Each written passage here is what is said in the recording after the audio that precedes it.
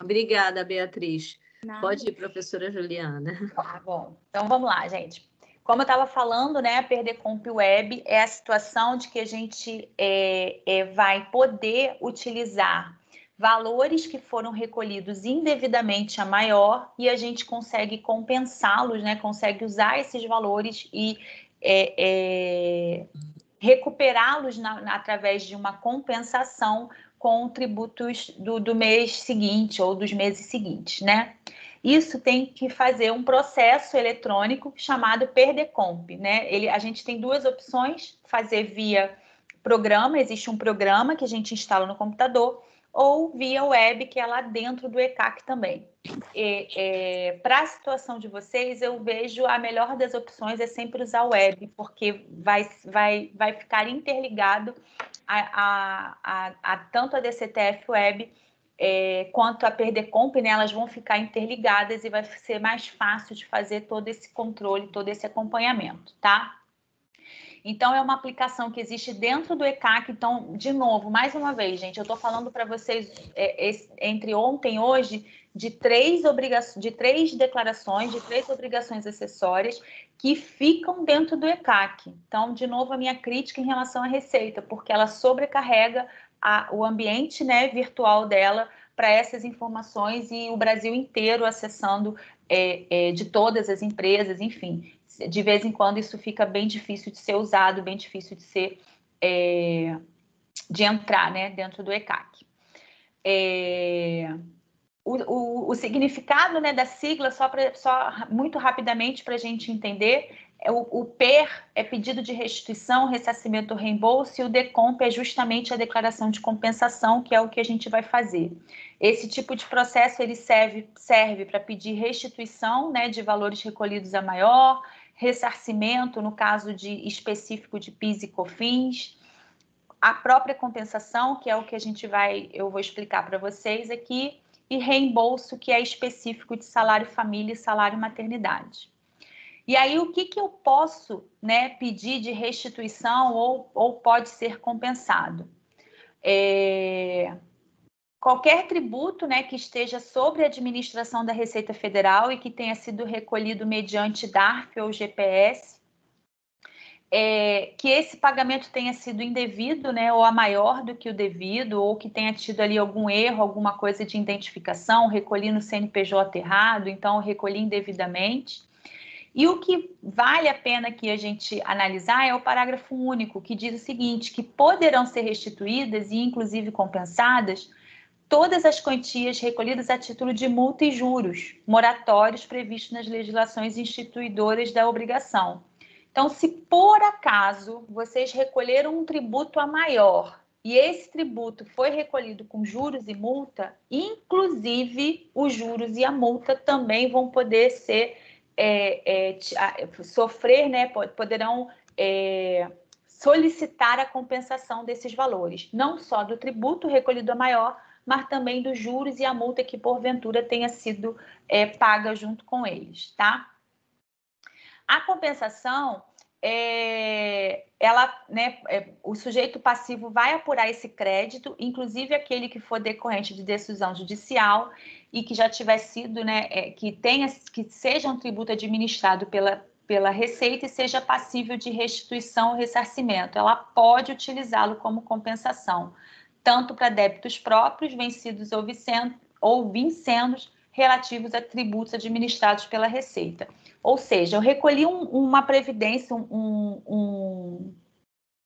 uma retenção a maior, eu posso, né, aproveitar essa retenção que eu recolhi a maior para compensar uma retenção vencida já ou uma retenção que ainda vai vencer. Vou mostrar no exemplo e vai ficar bem mais fácil para vocês entenderem. O que eu preciso que vocês, quem vai tratar de compensação, fique muito atento, eu botei até aqui, fique de olho, que é o seguinte: a declaração de Perdecomp, ela tem uma condição resolutória para posterior homologação, ou seja, o fato de eu entregar essa declaração e ela ser processada com validade e a Receita aceitar a entrega da declaração, ela fica em análise, essa declaração. E a Receita Federal tem 5 anos para fazer essa análise dessa declaração e homologar essa declaração. Então, existe a possibilidade, sim, de no final de 3, 4 anos, a Receita não homologar a compensação. E aí, nesse caso, a gente vai precisar recolher esse tributo que foi compensado de acordo com ela indevidamente com juros e multa. Então, tem que ter muito cuidado, porque o crédito precisa ser líquido e certo, vocês precisam ter muita certeza de que realmente o valor foi recolhido a maior, né? Tem que ter isso muito bem documentado, porque como a Receita demora a homologar, existe a possibilidade dela não aceitar essa compensação e te exigir o pagamento desse tributo que foi compensado indevidamente. Até porque a PERDECOMP, ela também se constitui confissão de dívida e ela é um instrumento suficiente para que a Receita exija o pagamento dos débitos indevidamente compensados. Então, mas como a gente fica sabendo que foi homologado? Vem alguma informação? Tem sim. Vou mostrar no site lá para vocês, tá? Outra coisa que acontece é o seguinte: recolhi a maior em março, né? Um exemplo, eu fiz o pagamento em março e eu fiz o pagamento a maior lá em março. Agora em junho, sei lá, de R$50, vou usar um valor pequeno, R$50 eu paguei a maior em março, referente a uma retenção que foi feita. Agora em junho, esses R$50 não são mais R$50, eles são valorados, eles sofrem atualização Selic. Então, a gente vai ter a Selic acumulada de março até junho, e aí ele vai valer hoje, por exemplo, sei lá, R$52, R$53. Vai ser o valor que eu vou ter disponível para fazer compensação. Então, a gente tem aí uma valoração desse crédito de acordo com a data de pagamento e a data que a gente faz a compensação. A PERDECOMP Web, ela é exclusivamente para compensar débitos oriundos da DCTF Web, por isso que eu falei para vocês que vai ser pela PERDECOMP Web que vocês vão trabalhar, para pedir restituição ou compensação de pagamentos a maior ou em duplicidades que foram gerados também pela DCTF Web, e para fazer compensações cruzadas, que a gente não vai entrar no mérito. Então, olha só, o exemplo que eu trouxe para vocês, e talvez fique um pouco mais claro aqui de como que é o procedimento. Imagina o seguinte: a gente fez uma FD-REINF no mês de abril de 2022, com a informação da nota fiscal 1234 no valor bruto de R$100. E informamos que a base de cálculo dessa nota fiscal também é R$100. Aplicando a alíquota de 11%, gerou um INSS retido de R$11. Entregamos a DCTF de abril de 2022 com saldo a pagar de R$11 e recolhemos esse DARF de R$11. Tudo certo, tudo bonitinho aqui, tá? Aí, no dia 2 de junho, o prestador questionou vocês porque não foi deduzido o material lá na base de cálculo. Vocês retiveram 11% do valor cheio da nota, não fizeram a redução prevista lá na legislação e no contrato, né, na base de cálculo. O que vocês têm que fazer? Reparem na data, tá, gente? A FD-REINF de abril, a gente entregou em maio, certo? Ela já foi fechada. A DCTF de abril, a gente entregou em maio, ela também já foi fechada. E o vencimento foi em maio, a gente também já pagou esse DARF de R$11. E ele só questionou a gente isso depois de tudo fechado, depois de tudo pago. Vocês observaram, analisaram o contrato, analisaram nota fiscal, analisaram o lançamento e viram que o prestador tem razão. Realmente não era para ser R$11, era para ser menos porque tinha que deduzir lá o material na base de cálculo. O que a gente vai fazer? Abrir a REINF é o primeiro passo, 2098, tá? Vou reabrir a REINF de abril, já que a nota fiscal é de abril. Vou retificar o evento 2010, onde está a nota fiscal. Vou corrigir... Só te interromper, esse reabrir, se for uma unidade, vai mandar uma mensagem pedindo para a gente fazer a abertura para poder ter o lançamento pela unidade no R2010, só para... Isso.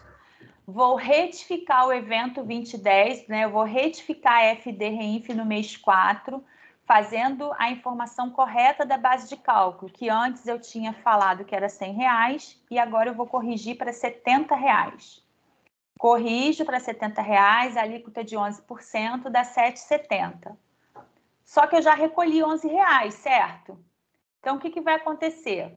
Quando eu fechar o 20,99 da Reinf, já que eu reabri, retifiquei e fecho ela com 20,99, automaticamente vai me gerar uma DCTF retificadora do mês 4 de 2022, já que é esse mês que a gente está corrigindo. E lá nessa DCTF vai aparecer o saldo a pagar de R$7,70, que é o valor que foi retido, né, que foi corrigido, né, corretamente aqui da nota fiscal. Só que eu recolhi R$11, eu já paguei os R$11.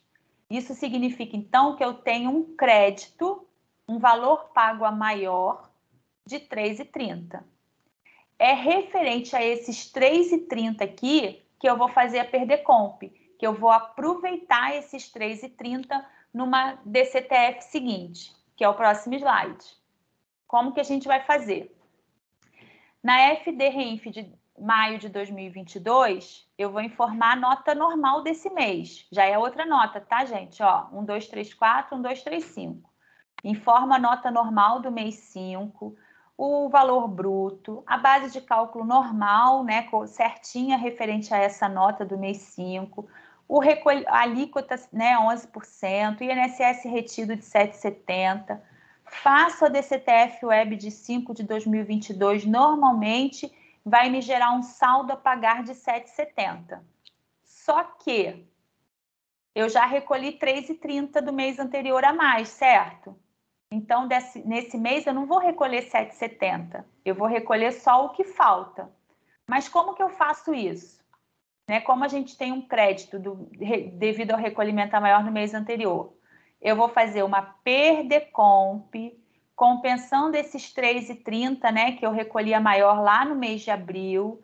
Esse R$3,30 vai estar atualizado pela Selic, né, 1%, 1 ponto alguma coisa. Vou abater essa DECOMP dentro da DCTF Web de maio de 2022 e aí vai gerar um saldo a pagar, então, de R$4,40, que seria a diferença entre R$7,70 e R$3,30. Então, esse meu DARF de maio de 2022 já vai sair de R$4,40. Fala, Carlão. Só para dizer que é esse o valor e só a partir daí que vai ter que haver a liquidação no CIAF com o valor que vai ter que ser lançado para gerar o que seria o DARF único, porque tem que ter o batimento.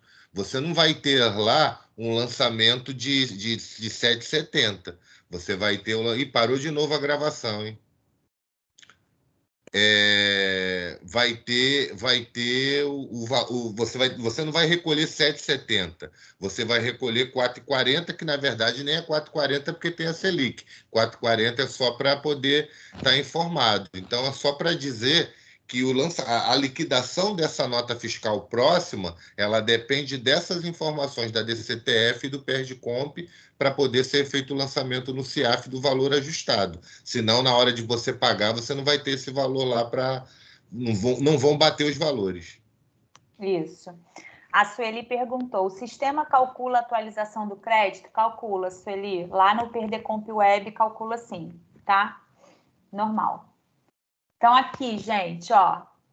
Desculpa, Ju, só vou falar porque eu acho que... Não sei se parou de novo a gravação. Está ali 3 horas e 1 minuto. Aqui continua. Não, na tela ali tá... Não sei, tá aparecendo um negócio estranho, meio preocupado, que isso é importante do que a gente tenha, não se perder... Ela acabou de dizer, não parou, não. Oi. Essa é a gravação. A gravação não parou, não, porque ela terminou de salvar que eu tinha parado antes. Tá beleza. Então, continuando, gente, mostrando na tela, né, como que vai ficar isso, como que fica esse desenho que eu mostrei para vocês aqui. Ó, eu vou entrar lá na Reinf, vou já abrir, né, a Reinf, né, já pedi para abrir, vou clicar em retificar o evento, né, no evento 2010, aonde eu tô, clico em retificar e aí corrijo o que eu tenho que fazer. Já na compensação, para fazer a Perdecomp, eu entro no ECAC, dentro desse grupo aqui, ó, desse bloco restituição e compensação, acessar Perdecomp Web. Então, aqui, ó, vou fazer declaração de compensação. O documento não é retificador, né? É o primeiro documento que a gente está fazendo. Pagamento indevido a maior, né? Gerado pelo E-Social, para que ele possa entender que é um pagamento oriundo da DCTF Web. A terminologia que a Receita Federal usa é essa. Esse apelido aqui é vocês que podem colocar qualquer um, é um nome de identificação, de fácil identificação para vocês, não tem regra, mas ele é obrigatório colocar. Vai dizer qual é a qualificação do contribuinte, né? No caso aqui a gente tem a opção de órgão público, autarquia e fundação pública. E o detalhamento do crédito, a gente vai dizer que o detalhamento vai ser nesse documento que a gente está fazendo, a declaração de compensação. Feito isso aqui, ele vai abrir essa telinha perguntando se esse crédito que a gente está querendo compensar é fundamentado numa alegação de inconstitucionalidade, né? A gente vai observar se é ou se não é, em geral não é, a gente marca que não e dá o ok aqui. Feito isso, ele vem para uma segunda tela, ó. A gente estava em identificar documento, a gente agora está no item de informar crédito. Identificação do crédito. A gente vai dizer que o crédito é apurado pelo próprio contribuinte e vai selecionar o documento. Quando a gente clica aqui em selecionar o documento, ele traz essa tela aqui para a gente pesquisar qual foi o DARF que tem o recolhimento a maior. Na minha tela está em branco porque eu não tenho exemplo, né, para mostrar para vocês, mas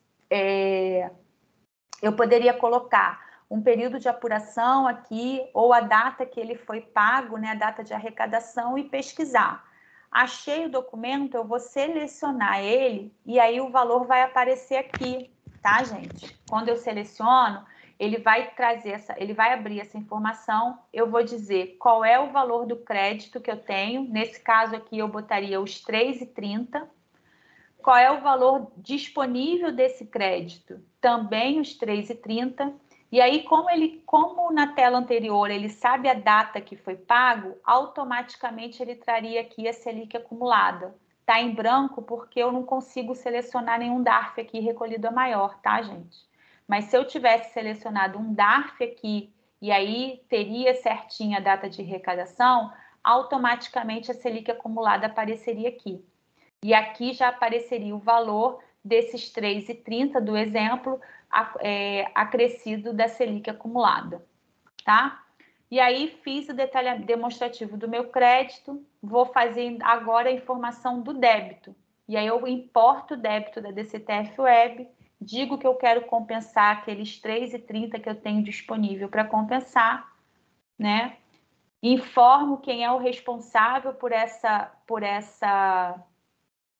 esse crédito, ou melhor, por essa declaração. Aqui, no primeiro momento, é o responsável pela pessoa jurídica, é quem está lá como representante na Receita Federal, ele traz automático essa informação aqui, mas aqui embaixo, em responsável pelo preenchimento, a gente precisa colocar CPF, né, e se for contador, né, o número do CRC, para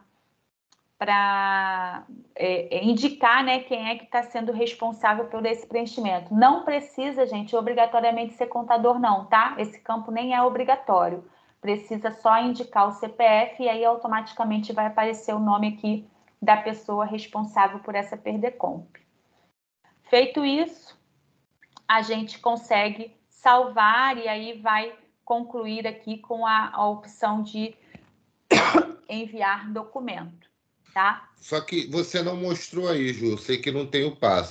Você fez lá no Reinf a informação e aí você tem que ter feito também no DCTF Web para depois fazer isso aí, não é? Isso, você tem que retificar lá, entregar novamente a DCTF Web, tá? Isso tá aqui no desenho, nesse desenho aqui tá essa informação, ó.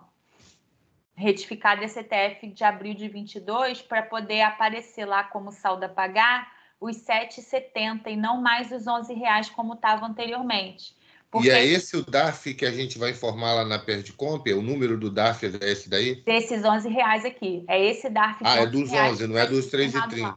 Não é o dos 7,70. Não. É esse DARF de R$11 que foi recolhido a maior, certo? Certo. É ele que foi recolhido com valor indevido. Então, é esse DARF aqui que a gente vai informar lá na Perdecomp ele e dizer que dentro desses R$11, R$3,30 foi recolhido a maior. E a Receita tem como cruzar, porque ela vai fazer essa análise aqui, ó. Ela, peraí, a sua DCTF agora é 7,70. Você recolheu R$11? Ah, sim, realmente, você tem 3,30 de crédito. Ela vai fazer essa análise, tá? Por isso que precisa retificar a DCTF Web, porque se você tentar recuperar 3,30 desses R$11 aqui, sem retificar a DCTF Web, a DCTF vai estar com R$11. Ela vai falar para você, ué, mas você não tem crédito. A DCTF, o saldo a pagar é 11, você pagou 11, não tem crédito aqui. Então, você tem que consertar a DCTF Web, mostrando que o valor correto dela era 7,70, justamente para a Receita entender que entre 11 e 7,70, você tem os 3,30 de crédito para compensar. Tá? Tá ok.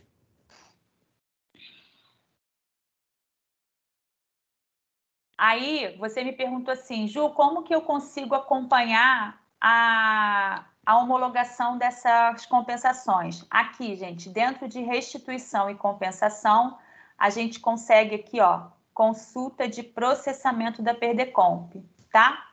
É aqui que a gente consegue analisar se ela, em que situação ela tá. Ela fica anos em análise, tá, gente? E aí, se tiver alguma intimação também, vai aparecer aqui para você corrigir, porque também tem isso, tá? Se vocês transmitirem uma Perdecomp e tiver algum tipo de inconsistência com os cruzamentos que a Receita Federal faz, ela intima, te dando a oportunidade de corrigir no prazo de 30 dias. Tá bom? Ok. Bom, autônomos, né, que vocês me pediram para eu falar um pouco de autônomos no E-Social.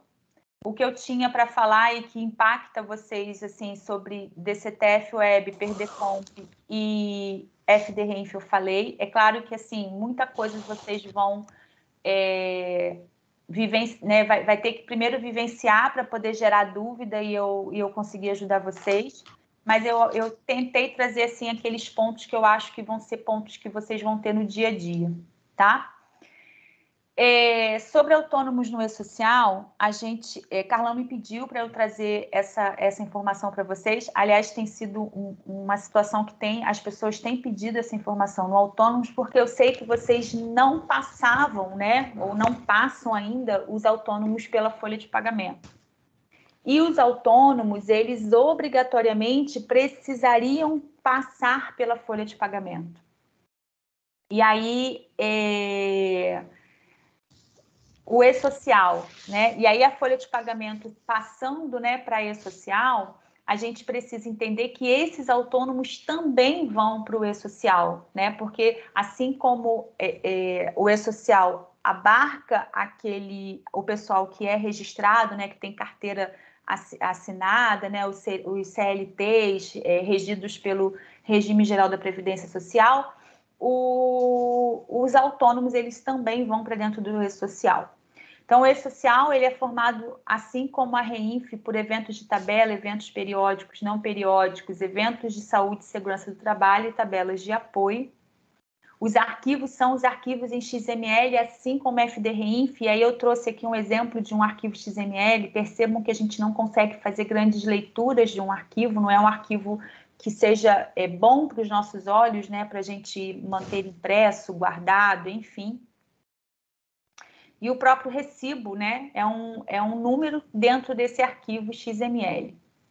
E aí, como eu estava falando, esses autônomos, né, eles sempre precisaram passar pela folha de pagamento, tanto é que vocês faziam, né, uma rotina de gerar uma GFIP específica com a informação desses autônomos. Isso já era sinal de que esses autônomos precisavam, de alguma forma, estar passando pela folha de pagamento. E essa folha de pagamento dentro do E-Social, ela traz, além, né, como eu falei, dos trabalhadores que estão contratados via CLT, traz essas informações também dos autônomos. E são rúbricas específicas que a gente vai ter, principalmente para os autônomos, que é a 1.200, onde a gente trata de remuneração, e a 1.210, que é onde a gente trata do pagamento, tá? Então, quem são esses autônomos? São contribuintes individuais do INSS, né? Em geral, vocês fazem... Em geral, não, né? A regra é essa, né? De vocês reterem 11% sobre o valor dessa remuneração deles, né? Alguém me perguntou hoje durante a aula sobre, acho que professores, né? Se passariam na REINF. Se eles não são, né, em nenhum outro regime de contratação a não ser autônomos e com a retenção de 11%, eles obrigatoriamente precisam passar pelo E-Social. E além disso, né, além da retenção dos 11% desses autônomos, a instituição, a empresa precisa recolher a cota patronal deles numa alíquota de 20% sobre essa remuneração. Qual é a base legal, Juliana, de você estar afirmando para mim que o autônomo precisa passar pela folha de pagamento? Bom, a gente lá no Decreto 3.048 de 99, no artigo 225, fala que a empresa é obrigada, né, além de outras coisas, a preparar folha de pagamento da remuneração paga devido acreditada a todos os segurados a seu serviço. E aqui a gente entende segurados como empregados e autônomos, tá? Devendo manter em cada estabelecimento uma via e tal. Então, aqui já nesse decreto 3.048, a gente já identifica essa obrigação acessória aqui de que os autônomos precisavam estar na folha de pagamento.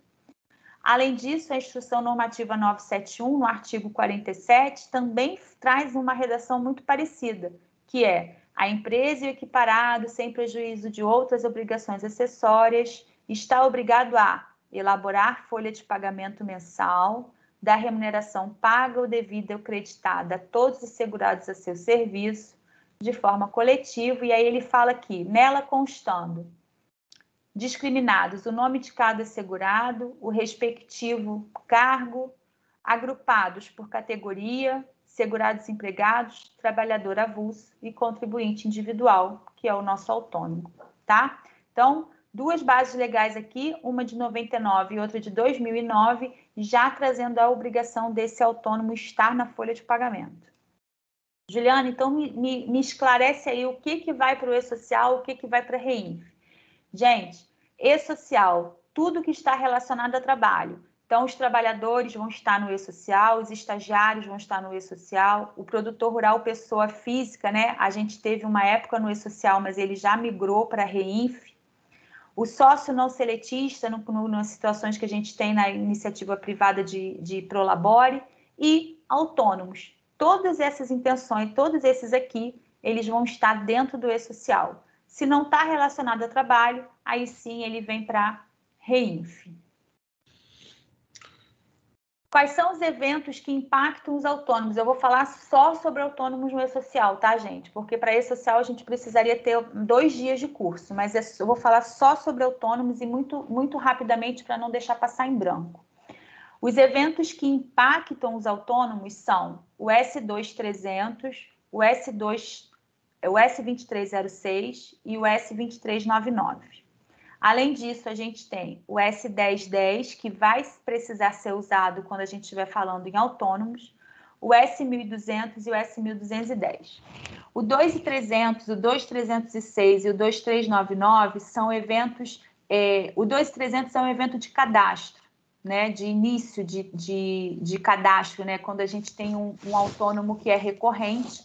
Esse autônomo vai ficar aí por vários meses. A gente pode fazer um cadastro dele no 2300 e aí, quando encerrar esse contrato, a gente pode fazer o 2399, terminando esse vínculo ali com esse trabalhador, com esse autônomo. E o 2306 a gente usa para fazer alteração contratual, alterar o valor que foi combinado, alterar alguma situação específica relacionada ao contrato desse autônomo. Lembrando que o autônomo dentro do E-Social é tratado como trabalhador sem vínculo de emprego. A gente chama, né, como TSVE, inclusive. Bom, além disso, né, se a gente tem a opção desse cadastro no 2300, a gente tem a informação da remuneração desse autônomo dentro do 1.200, que é o evento que a gente faz a remuneração desse trabalhador que está vinculado ao regime geral de previdência social. Para quem está acostumado a lidar com autônomo e fazia a informação dele na GFIP, né, para poder fazer a informação e o recolhimento previdenciário, o S1200 no E-Social vai substituir justamente essa informação da GFIP, que era feita por vocês, tá? Para quem trabalha com essa área. Já o 1210 é a informação de pagamento sobre rendimentos desse trabalho. E aí é esse evento que vai substituir aquela informação que era feita do autônomo na DIRF. Então, esses dois aqui são os dois principais eventos em relação ao autônomo, que quando é um autônomo eventual, a gente nem precisa falar no 2300, a gente lança direto ele no 1200 e no 1210 e tá tudo certo, fica cumprida ali a regra de passar o autônomo pela folha de pagamento.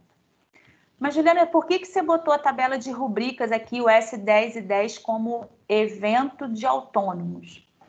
A tabela de rubricas é uma tabela que vai ser necessária para a gente fazer o preenchimento dessas duas outras informações aqui, que é o 1200 e 1210. Sem a tabela de rubricas, a gente não consegue fazer. E aí, qual é a história? A empresa pode ter mais de uma tabela de rubrica. Então, eu sei que hoje a tabela de rubrica que é utilizada pela folha de pagamento é uma tabela que vocês não têm acesso.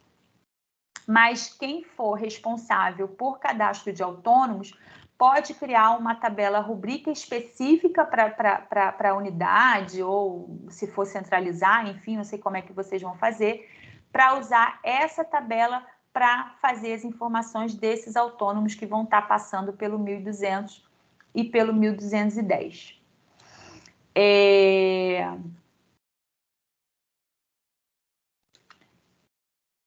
Como que funciona isso aqui na prática, gente? Lá dentro do E-Social, tá? Aqui é um portal específico para o E-Social, ele não é dentro do ECAC, existe se botar no Google, né, E-Social, portal E-Social, ele vai te encaminhar para esse lugar específico. O acesso é também via certificado digital, via token, né, que vocês usam. E aí o 2300, que é o cadastro do autônomo, ele vai ser feito dentro de trabalhador sem vínculo, aqui na opção de cadastrar.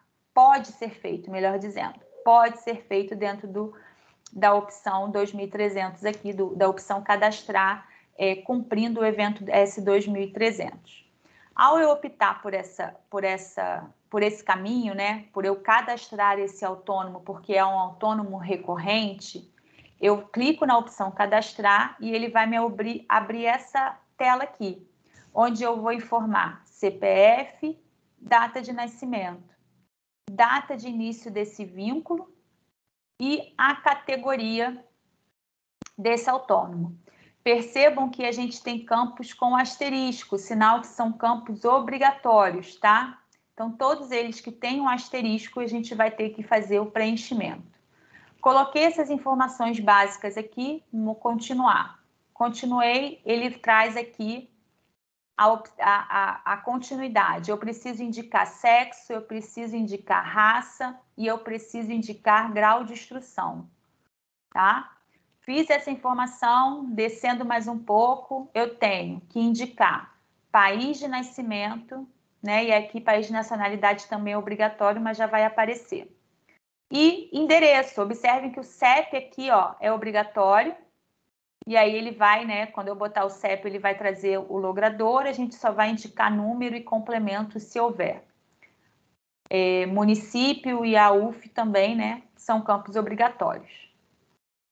Feito isso, ó, quando eu entro aqui, eu tenho a opção de dados cadastrais e dados contratuais. Quando eu termino o endereço, eu termino a opção de dados cadastrais. E aí eu vou para dados contratuais. Dados contratuais, eu vou dizer, né? Aqui ele já vai trazer automático, porque a gente botou na primeira tela. Eu vou trazer uma matrícula, e aqui eu tenho que digitar um número que é definido pela empresa, essa matrícula, se eu usar o 2000, se eu usar esse cadastro do S2300. Vou ter que indicar o cargo e o CBO desse cargo. Qual é a atividade que esse autônomo está fazendo? É professor? Sei lá, pesquisador? Não sei. Vocês vão colocar o cargo desse autônomo e vão colocar aqui o CBO desse autônomo. Reparem que são campos obrigatórios. Fora isso, eu vou salvar. Salvei, gente. Eu fiz apenas o cadastro dele. Eu não gerei o RPA, né? Muito entre aspas. Eu não fiz a informação da remuneração, eu não fiz a informação do pagamento. Ou seja, eu não cumpri com aquilo que eu fazia com a GFIP, nem aquilo que eu fazia com a DIRF. Eu simplesmente só cadastrei ele. E aí sim eu vou cumprir com as outras obrigações, que é fazer a informação do 1.200, que é a substituição da GFIP, e o 1.210, que é a substituição da DIRF. Então, eu vou entrar em folha de pagamentos, gestão de folhas, e vou entrar aqui, ó, trabalhadores. Ele vai aparecer o ano, os meses desse ano, vai me dizer se a folha está aberta ou não. Esse caso aqui, eu estou em 2022, em junho, numa folha aberta. E aí ele vai me dar a opção aqui de eu lançar a remuneração devida, que é o 1.200, e o pagamento, que é o 1.210 para trabalhadores. Se a folha tivesse aqui fechada, ele não me deixaria fazer nenhuma informação, tá? Eu teria que solicitar a reabertura dessa folha para eu poder conseguir fazer a informação aqui do 1.200 e do 1.210 referente a esse autônomo. Então, como a folha está aberta, eu consigo clicar aqui e fazer as informações. Então, cliquei em remuneração devida, ó, remuneração. Eu vou informar o CPF desse meu prestador de serviço, desse meu autônomo. Se ele for um autônomo que eu cadastrei previamente lá no 2.300, ele vai aparecer tudo certinho aqui, mas ele também eu posso não ter cadastrado previamente ele no 2.300 e botar o CPF dele e me vai ser permitido fazer o cadastro dessa remuneração dele da mesma forma. Só não vai me exigir tantas informações como exigiu lá. Por exemplo, não vai me exigir matrícula, não vai me exigir endereço, não vai me exigir tantas informações. Ju, só uma pergunta que estão até fazendo aqui. No caso, se for um eventual, a gente começa a partir daí, certo? Isso. Só para o que a galera está perguntando aí, um professor eventual, você não vai fazer aquele outra informação. Isso. Você vai entrar a partir daí. Entra a partir daqui, porque aqui pede menos informações do que pediria lá, tá? Então, Você vai ver, Rosana. Então, informei o CPF, confirmo, ele vai abrir uma tela, né, para fazer a informação. Esse caso aqui, essa tela aqui, é uma tela de autônomos que foram previamente cadastrados, tá? Se eu cadastrei lá naquela tela anterior, ele vai aparecer aqui para mim. E aí é só eu clicar em informar remuneração e eu consigo fazer as informações que eu preciso fazer. Se eu não cadastrei previamente lá, quando eu informar o CPF, ele vai me pedir as informações básicas desse autônomo e depois vai me dar a opção de eu fazer a informação da remuneração dele, né? Do que seria o RPA. Eu vou clicar aqui, ó, incluir rubrica. Cliquei em incluir rubrica, vai abrir essa tela aqui. Que eu tenho que definir lotação tributária. Essa lotação ela tem que estar previamente cadastrada. Essa lotação vocês vão ter que identificar com a pessoa, né, com o órgão responsável pela folha de pagamento, porque essa lotação tributária geralmente é uma lotação única que se tem, geralmente. Então, esse código aqui... Oi? É 85. 85? É. Beleza. O tipo de inscrição, né? CNPJ e o número da inscrição do contratante, tá? Da unidade que está contratando esse autônomo aí. A tabela de rubrica é uma tabela que, como eu falei, vocês podem ter uma tabela específica de vocês, né? Pode ser uma tabela específica e não uma tabela geral, que é usada pela folha de pagamento, só que ela tem que estar previamente cadastrada lá no S1010, que é num outro local, eu volto ali para mostrar para vocês. E essa tabela, né, que pode ser 01, 02, 03, 1000, não importa. O número da tabela é vocês que definem. Essa tabela vocês vão criar as rubricas que vocês vão utilizar. Então, eu não sei como se vocês usam serviços, né, valor de serviços, ou se tem uma rubrica mais específica para algum professor, né, valor hora ou hora aula específico, lá um texto específico. Então, esse texto, né, essa rubrica, vocês que vão criar a critério de vocês. Vocês só têm que ter cuidado de que nessa tabela, quando for criada essa rubrica, precisa definir a tributação corretamente, tanto a tributação previdenciária quanto a tributação de INSS, ou melhor, de imposto de renda. Tributação do INSS, tributação do imposto de renda. Lembrando, gente, que o E-Social não faz cálculo, tá? Então, se vocês botarem aqui R$1.000 de hora-aula e botar 900 de INSS, ele não vai criticar isso. Ele vai aceitar que você faça essa informação. E cada um desses lançamentos é um lançamento que vocês vão vir nessa área aqui para colocar. Então, a gente usa aqui para autônomo, por exemplo, serviços de autônomo, é o nome da nossa rubrica, tá? Então, vamos supor que essa nossa rubrica seja o número 20. Então, a tabela 1, código da rubrica aqui, eu vou botar 20, e aqui vai me liberar o valor para eu colocar.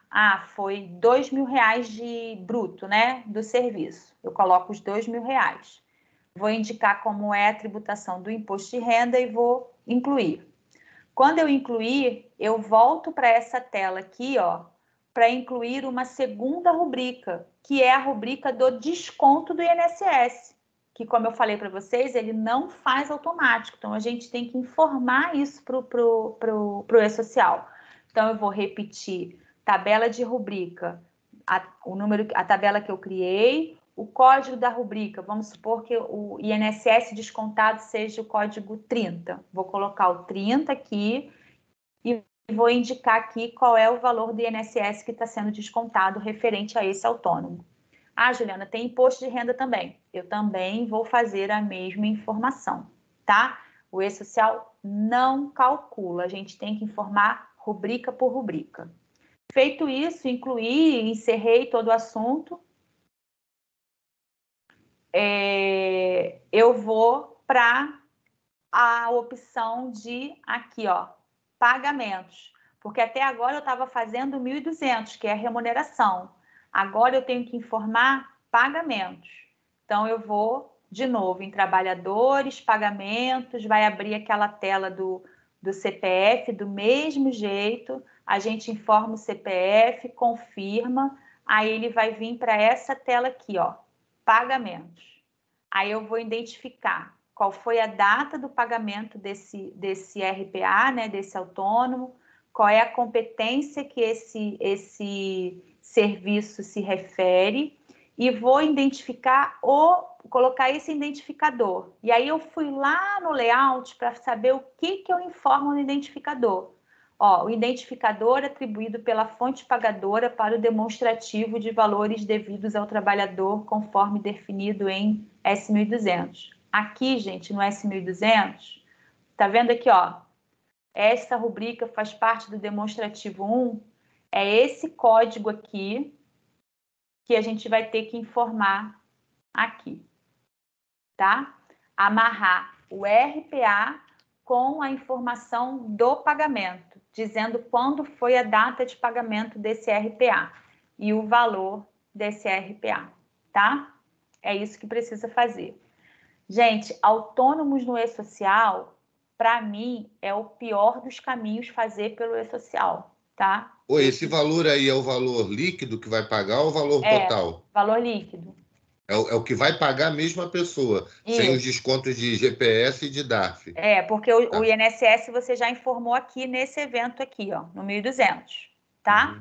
Aqui é o valor líquido, é o valor É que foi como pago. fosse fazer uma RPE eletrônica, na verdade, né? Isso, tá? Então, assim, é um procedimento trabalhoso, porque você tem que lembrar que você tem que fazer o 1.200 e o 1.210, porque eles são os eventos que substituem as obrigações que vocês fazem hoje na GFIP e na DIRF, tá? E precisa ser informado, o 1.210 principalmente, ele vai estar amarrado ao 1.200 que foi informado anteriormente, tá? Então, precisa ter muito cuidado para essas informações aqui. Deixa eu fazer um negócio aqui, deixa eu ver se eu consigo entrar num e-social. E só lembrando, gente, que você não consegue, você consegue até pagar o prestador, só você não vai conseguir, se não fizer dessa forma, recolher nem a GPS patronal, no caso, quando virar, nem tampouco a GPS do profissional. Então, você não consegue fazer nada, você só consegue pagar o líquido do cara. Então, para você fazer os procedimentos, para ele um dia poder se aposentar, a gente não ter problema com o INSS, tem que ser feito isso. Ó, eu estou no portal do e-social, tá? Não é dentro do ECAC, é um portal separado mesmo. Eu vou entrar aqui também com certificado digital. Eu vou entrar na minha empresa mesmo. Então, aqui é a tela que eu printei para vocês que estava aparecendo lá nos slides. Então, aqui, ó, tabelas. Tabelas de rubrica é onde a gente faz a criação da tabela, né? Que eu falei para vocês lá, que vocês vão precisar criar uma tabela específica para poder não usar a mesma tabela do órgão que faz a folha de pagamento. Então, aqui a gente cadastra a nova rubrica, vai criar a tabela certinho para poder usar. E aqui, em trabalhador sem vínculo, cadastrar é o 2.300. De novo, a gente só cadastra aqui se for um autônomo recorrente. Se for um autônomo eventual, eu acho que é desnecessário esse tipo de cadastro prévio aqui. Vocês podem vir direto aqui em folha de pagamento, gestão de folha, e fazer a informação. Ó, eu vou clicar na folha de maio, a maio está fechada. Trabalhador, remuneração devida. Deixa eu ver se ele vai deixar eu botar alguém aqui. 029, 300, 560.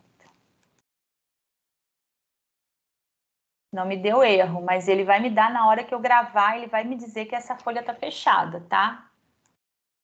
Ele nem deixa, ó. Tô clicando aqui em incluir rubrica, ó. Ele nem deixa eu incluir, tá? Porque essa folha já tá fechada. Ele só me deixaria incluir na folha com uma condição aberta. Então, eu entro aqui, remuneração.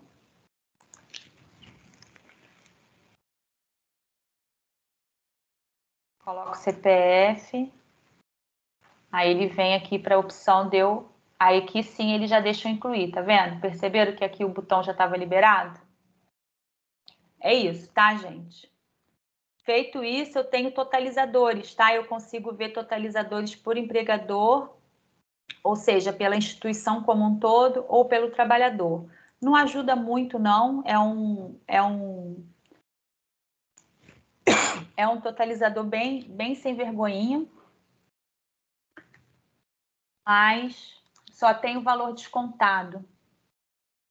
Juliana? Oi? É só frisar uma coisa aqui, que conforme a gente até conversou anteriormente, essa aba aí, se qualquer pessoa entrar com um token da sua unidade, não vai visualizar ainda essa aba folha de pagamento. Isso. Né? Porque a obrigatoriedade ainda não começou para a gente, foi prorrogado, então automaticamente a gente não vai visualizar. Agora, uma dúvida que surgiu aqui para mim é o seguinte: normalmente quando se contrata, a gente percebe que quando se contrata autônomo, nunca é para um mês só, é para 2, 3, eu já vi até de 6 meses, tá? Com parcelas de 6 meses. Esse seria então um recorrente? Assim, o autônomo, para vocês, ele não é uma situação que fique obrigado a utilizar o 2.300, tá? O S2.300. Eu ainda assim não faria no 2.300. Eu faria direto lá no 1.200 e no 1.210, tá? Eu ainda faria direto lá.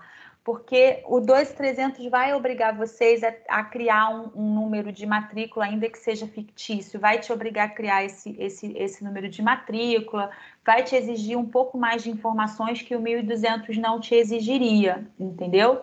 Então, assim, eu não vejo para vocês a necessidade, no caso de autônomos, usar o 2.300. Usaria para estágio, para estagiário, mas a estagiário não passaria para vocês, né? Não é o nosso caso. Estagiário passaria... Eles estão na folha. Isso, tá? Estagiário é um obrigatório. Tá, obrigado. E aí, gente, só como um plus aqui, que eu não sei se vocês têm, na realidade, esse tipo de contratação. Vocês contratam MEI, Carlão? Sim. Tem? Tem.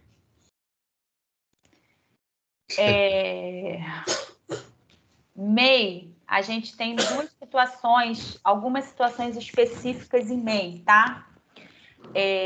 O MEI, quando contratado para serviço de hidráulica, eletricidade, pintura, alvenaria, carpintaria ou manutenção, reparação de veículos, eles são equiparados a autônomos e precisa ter o recolhimento da cota patronal referente a esse serviço deles, tá?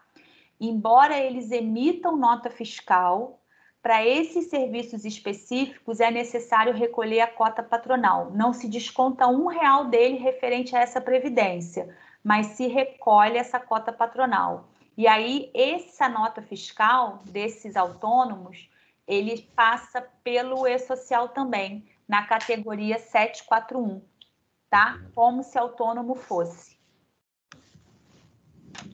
Não sei se isso é novidade para vocês, mas a gente tem essa situação com o MEI, tá bom? Não, não é tanto, não. Beleza. Trouxe aqui um quadrinho só para tentar, para dar uma auxiliada em vocês com relação ao fato gerador. Para contribuintes individuais, né, de acordo com a Instrução Normativa 971, o fato gerador para vocês, né, no caso de autônomos, é o mês da liquidação do empenho e não o mês do pagamento, né? Então, talvez isso tenha alguma diferença para vocês aí, tá? E no caso de pessoas jurídicas, é o mês da emissão da nota fiscal, aquele caso de retenção de pessoas jurídicas no aspecto previdenciário, o fato gerador é a data da emissão da nota fiscal. Tudo bem, gente? Ufa! Tudo bem não, né? Mas, pelo menos, trouxe a cargo aí bastante coisa. Te agradeço muito aí pela parceria que a gente está começando e vai continuar aí, se Deus quiser, principalmente agora, a partir de agosto. E deixar claro aí que a parte da tarde o Edson vai estar abrindo, falando um pouco mais da questão aí do pessoal, da parte de pessoal, e aí depois eu vou estar falando do CIAF. Tá beleza, gente? Espero que vocês estejam à tarde aí, porque ainda não acabou de todo, a gente vai ter que falar, inclusive o exemplo que a Juliana apresentou, a gente vai tentar chegar num denominador comum, porque muito mais do que ela apresentou são as rotinas do dia a dia. E eu quero te agradecer, Juliana, mais uma vez aí por tudo. A gente já vem falando já há algum tempo, desde que você foi contratada. Aí eu te agradeço muito aí, até pelo esse plus aí que você trouxe do MEI e do E-Social, que não era bem o tema, mas é importante porque, como a gente viu na hora de fazer lá o DCTF Web, vai ter as informações de tudo. Agora a nossa chefona aí, Lourdes, vai falar. Então, gente, boa tarde. Só acrescentando aí, Beatriz colocou 2 formulários aí, né? Um de presença, um de avaliação. Vou pedir que vocês estejam avaliando aí e fazendo formulário de presença. Agradecer a Juliana. Temos ainda, né, um caminho a percorrer. Agradecer a todos que estão aqui, né, que estiveram até agora. À tarde nós vamos voltar aqui, 2h30. Presença de todos e dizer assim, é difícil, né? Mas a gente não tem opção, né? Aquela opção, ah, não quero, desisto disso. Não, a gente tem que fazer. Então, é nesse caminho que eu e Carlão aí, especificamente, a gente está desde 2017, e colocando a mão na massa, porque a coisa tem que acontecer, independente de ter web service ou não. Então, a opção que nós enxergamos foi, então, vamos pelo ECAC, né? Talvez mais para frente a gente consiga o web service, né? Não desistimos, tem um processo caminhando e tal, mas a gente tem tempo e tem que fazer as coisas acontecerem. Então, se essa é a forma, nós vamos caminhar aí. Professora Juliana, nós vamos estar passando a listagem, tá? Daqueles que poderão estar aí consultando, né? Fazendo e-mail nesses próximos 3 meses aí para poder tirar as dúvidas. Vai ficar gravado aqui, né, Beatriz, no próprio chat aí, e depois a gente vai colocar lá na nossa página da COGEAD também. Eu quase que me desesperei quando eu não vi a gravação aqui. Eu falei, eu vou acalmar meu coração, vou assistir o que tem que assistir, qualquer coisa, a gente faz um link do vai e volta na gravação. Quando eu ouvi aquilo, eu falei, meu Deus, pelo amor de Deus, faz isso não. Mas a gravação vai estar aí, eu agradeço a todos. Vi aí o Ferreira, né? Também estava aí, o pessoal todo aí de fora, André. Gente, muito obrigada. E se, por favor, 2h30, nesse mesmo link, vamos entrar aqui, sabe, dar continuidade, porque é árduo, mas é necessário. Lá na frente a gente vai rir disso tudo. Vai entrar na veia aí, vai percorrer com o nosso sangue. Obrigada, Juliana. Eu passo a palavra aí para você, fica à vontade. Pessoal, muito obrigada, viu? Foi muito bom para mim ter essa experiência com vocês de trazer a FDRINF. Talvez eu não tenha trazido notícias tão agradáveis e tão boas como todos esperavam, mas é o que eu tenho, né, para passar para vocês. Estou muito feliz por estar participando desse projeto junto com vocês, de verdade, muito feliz mesmo. Agradeço de coração, Carlão, por ter me achado nessa questão. Estou à disposição, tá? Tem um e-mail específico para fazer as retiradas de dúvida. Não serei só eu, vai ser eu e mais minha equipe que vai ajudar a tirar. E, assim, o que eu puder ajudar vocês para poder minimizar o impacto da implantação da FDRINF, vocês podem ter certeza que eu vou fazer. Para a iniciativa privada, ela foi um impacto, sim, mas eu imagino que para vocês seja 2, 3 vezes mais, justamente por conta do tamanho que vocês têm, por conta de detalhes, né, de tão diferenciados que vocês têm, mas com calma, com tranquilidade, com base na legislação, com base no manual, com base com o que a Receita Federal nos disponibiliza, a gente vai conseguir concluir e fazer essa implantação da melhor forma possível, tá?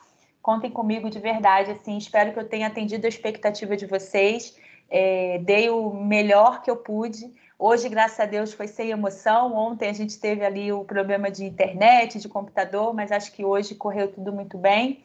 E, assim, agradeço de verdade vocês terem disponibilizado a manhã de vocês para me escutar. Ok, obrigada. Obrigada, Carlão, aí também, pelo apoio, né, nessa jornada. E toda a equipe aí do DEFIN que está conosco aí. E quer deixar já aqui convidado, finalzinho de junho, nós vamos ter um fórum com os financeiros de todas as unidades, ok? Espero por vocês lá. Não é para falar sobre FDRINF, aí é outras coisas. Obrigada, gente. Bom almoço para todos. Muito obrigada mesmo. Força aí para a gente. Obrigado a todos. Obrigado, Ju. Até mais tarde, gente. Boa tarde a todos.